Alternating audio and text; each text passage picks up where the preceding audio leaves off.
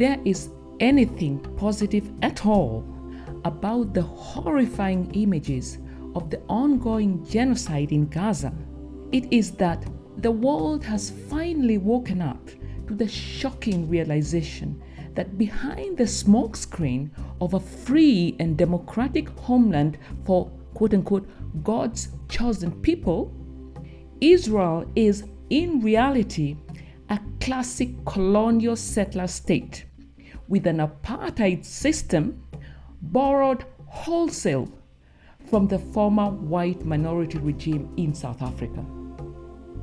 There is evidence that Israel did, in fact, copy-paste the apartheid system from South Africa. According to the Israeli newspaper Haaretz, former Israeli Prime Minister Ariel Sharon explained in great detail to the former Italian Prime Minister Massimo D'Alema how South African Bantustan model, in which the black population was forced to live in impoverished so-called independent homelands, was the most appropriate solution for the Israeli-Palestinian conflict. Now, the fundamental question for the Israeli government today is this.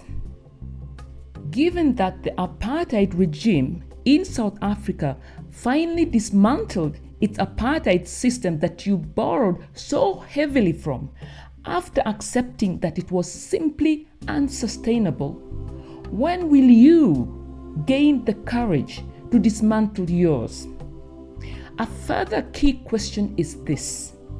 If the minority regime in South Africa was finally able to negotiate with Nelson Mandela's African National Congress to bring to an end the nearly 350-year-old white settler rule over the black population, why is this not possible for Israel, which has been in existence for only 75 years? Now, if a miracle should occur in Israeli politics and a Mandela and a de Klerk emerge from the ashes of the ongoing war in Gaza, what lessons can they learn from the seemingly impossible but ultimately successful negotiations that culminated in South Africa's first multiracial and multi-party elections in 1994? In this video, viewers, I will offer you a fascinating insight into these delicate and nerve-wracking negotiations directly from Nelson Mandela himself. In his highly acclaimed, best-selling 1995 autobiography entitled Long Walk to Freedom, the autobiography of Nelson Mandela, South Africa's first black president who initiated and led the 9-year talks on behalf of the ANC, provides a detailed behind-the-scenes account of what transpired during these famous talks. Perhaps even more importantly, viewers, you will get a unique insight into Mandela's famous statesmanship, moral clarity, wisdom, and humanity, without which many believe the negotiations might never have taken place. But first, it is extremely important to understand that these negotiations did not begin in a vacuum. I mean, the white settlers did not just wake up one day filled with deep remorse and decide, you know what? We have oppressed blacks in this country for almost 350 years. It's time we stopped. Why then was the apartheid government finally willing to start talks in 1985 with the man it considered a terrorist and a communist, a man it had imprisoned on Robben Island since 1964? The reality was that Just as the current genocide in Gaza has captured the attention of the world, the South African anti-apartheid struggle had, by the 1980s, gripped the conscience of the entire planet, resulting in the 1984 award of the Nobel Peace Prize for Bishop Desmond Tutu, who was a tireless anti-apartheid campaigner. Furthermore, South Africa was under increasing pressure from the international community as countries all over the world started to impose economic sanctions on the white minority government. As you can see, viewers, whether against the apartheid regimes of South Africa or Israel, sanctions do work. On the military front, the struggle was equally intensifying in the 1980s, with the South African Defence Force launching regular and deadly attacks on African National Congress offices in neighboring Mozambique and Lesotho, followed by retaliatory attacks by the Umkhonto weSizwe, the military wing of the African National Congress that targeted mainly military installations. Of the decision to engage in a military struggle, Mandela said this: "I am not a violent man. It was only when all other forms of resistance were no longer open to us that we turned to armed struggle." The first clear sign that the apartheid regime was ready to come to some agreement with the ANC was when Kobie Coetsee, the Minister for Justice, paid a surprise visit to Mandela during a hospital stay in Cape Town. The brief but monumental exchange of pleasantries was an icebreaker. Upon his return to jail, Mandela reflected deeply on the long journey of the liberation struggle and concluded that, and I quote, "We have been fighting against white minority rule for 3/4 of a century. We have been engaged in the armed struggle for more than 2 decades. Many people on both sides have died. The enemy is strong and resolute, yet even with all the bombers and tanks, they must have sensed they are on the wrong side of history. We have right on our side, but not yet might. It was clear to me that a military victory was a distant, if not impossible dream. It simply did not make sense for both sides to lose thousands, if not millions of lives in a conflict that is unnecessary. They must know this as well. It is time to talk." But even as he was resolute in this decision, he knew that the task ahead would be extremely challenging, as each side regarded negotiations as a sign of weakness and betrayal. Another remarkable and controversial decision he made was to keep the talks secret. As the ANC leadership was based in Lusaka, Zambia, while he was still incarcerated, and direct communications was therefore impossible. He was also convinced of this, and I quote, "There are times when a leader must move out ahead of the flock, go off in a new direction, confident that he's leading his people the right way." Now, let me take this moment, viewers, to remind you to like and subscribe to this channel. I really deeply appreciate it. Thank you. Now, despite the promising start, the path to negotiations was anything but smooth, because the apartheid government, led by P.W. Botha, continued to use its well-honed strategies of violence, sabotage, and divide and rule to derail the liberation struggle. Not only was Mandela now living a life of physical isolation from his fellow ANC prison mates, but soon thereafter, a series of air raids and commando attacks on ANC bases in Botswana, Zambia, and Zimbabwe were launched. As a counter strategy, the ANC boss, Oliver Tambo, called for South Africans to make the country ungovernable. The result was a massive increase in political violence across South Africa, but especially in the townships.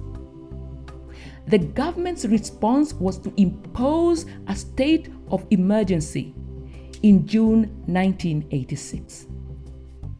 But even in these dark times, Mandela's wisdom and tenacity were such that he still sought negotiations, believing that, and I quote, "the most discouraging moments are precisely the time to launch such an initiative.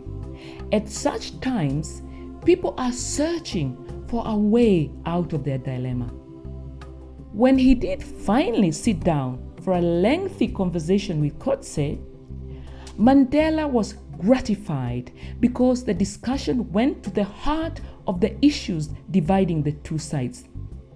Coetzee inquired when the ANC would suspend the armed struggle, if Mandela's views were representative of the ANC as a whole, and if an ANC government would guarantee constitutional rights for white minorities.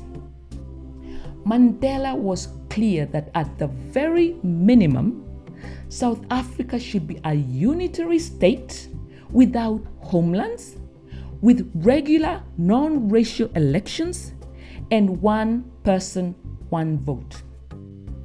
Coetzee's sentiments revealed that white fears about their minority status in a new South Africa were deeply rooted in the apartheid government.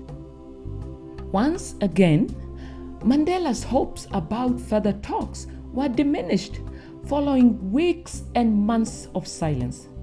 Meanwhile, the government decided to acclimatize him to life outside prison with leisurely drives around Cape Town with prison warders.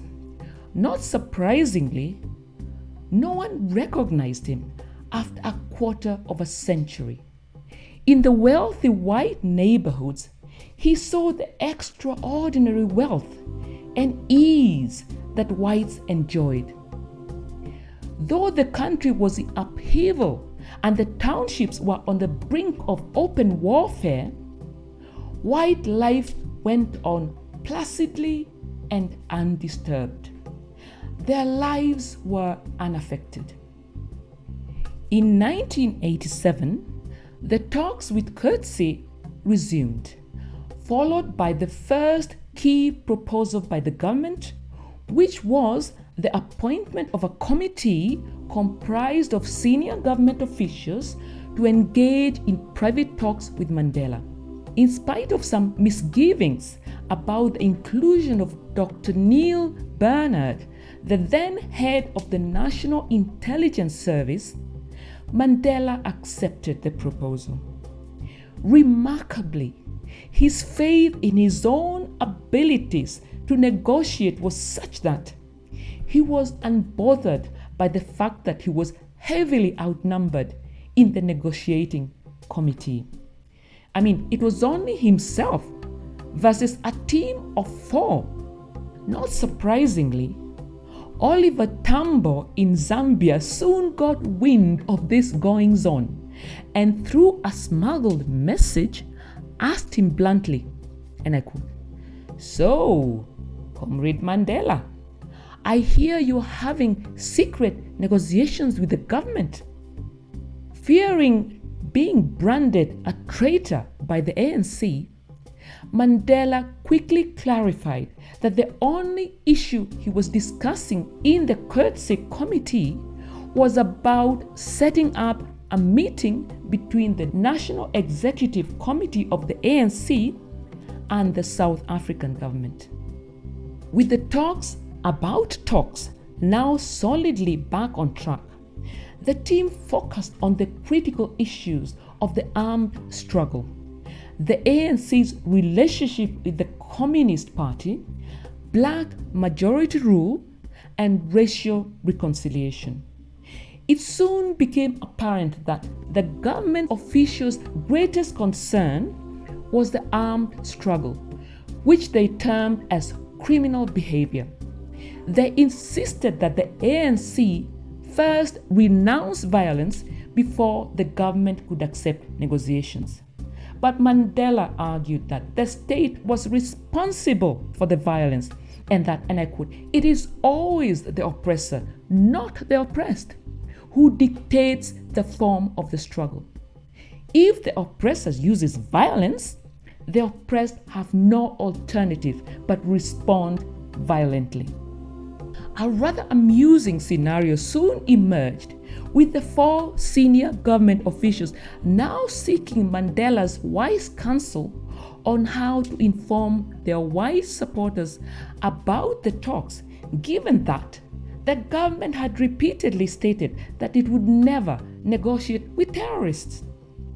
Mandela's short answer was, and I quote, "Gentlemen, it is not my job to resolve your dilemma for you." He did suggest, however, that they simply tell their people the truth, which was that there would be no peace in South Africa without talking to the ANC. It emerged that the other main white fear was black majority rule.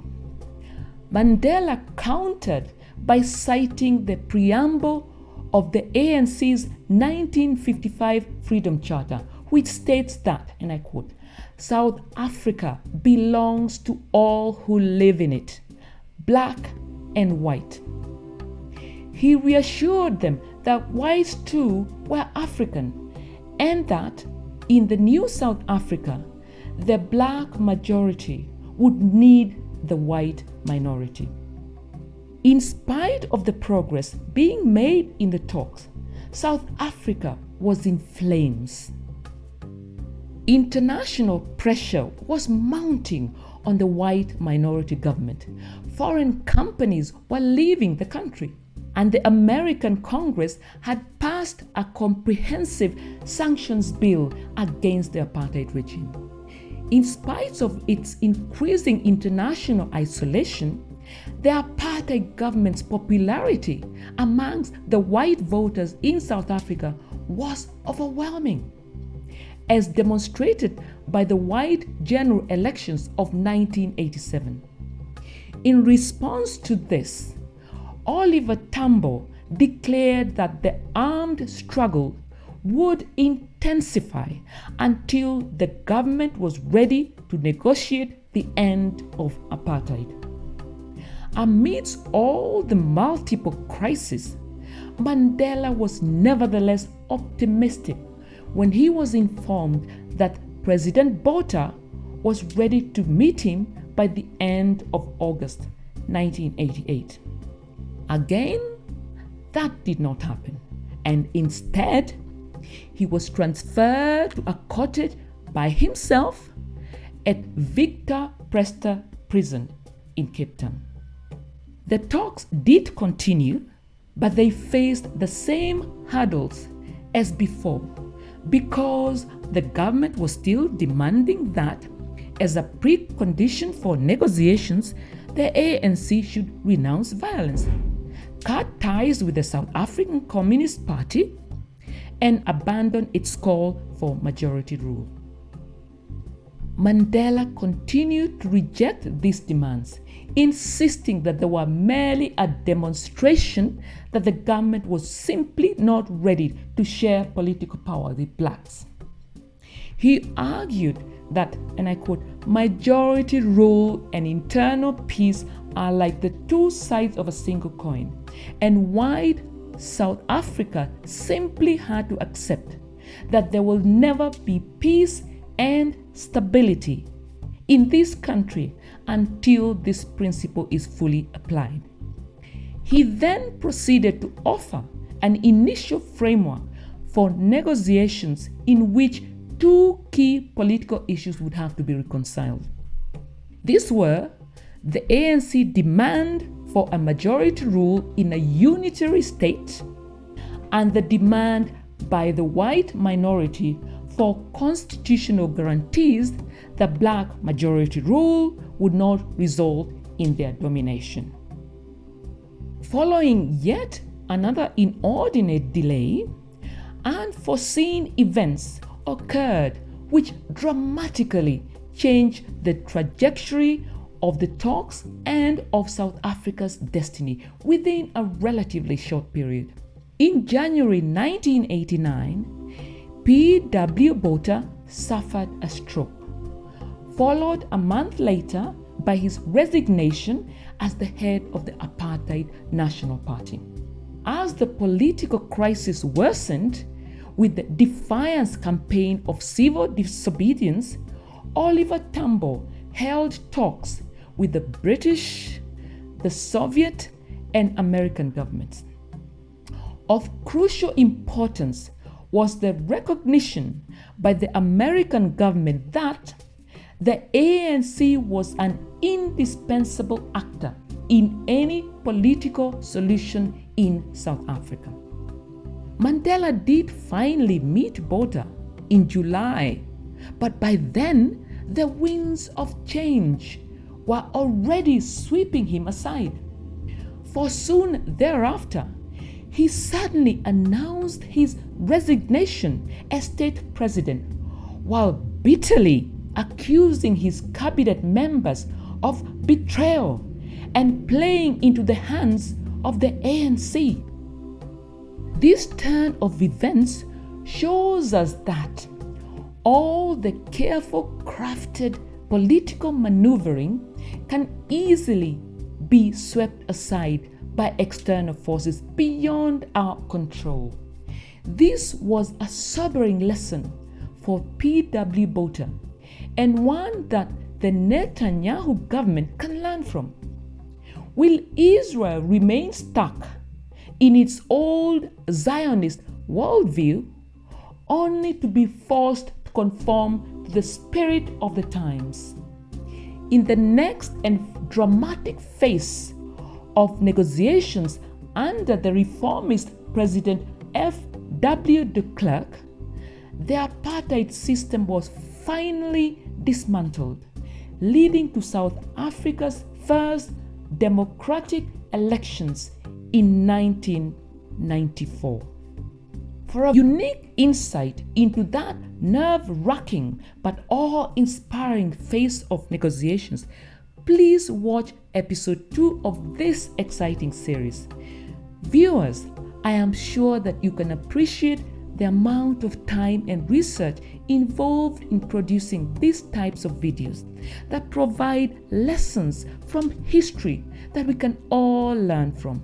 I absolutely love doing this. I would also really love and appreciate it if you could help me continue doing this work by liking and subscribing to this channel. Many thanks, and be sure to watch episode 2 and other forthcoming videos.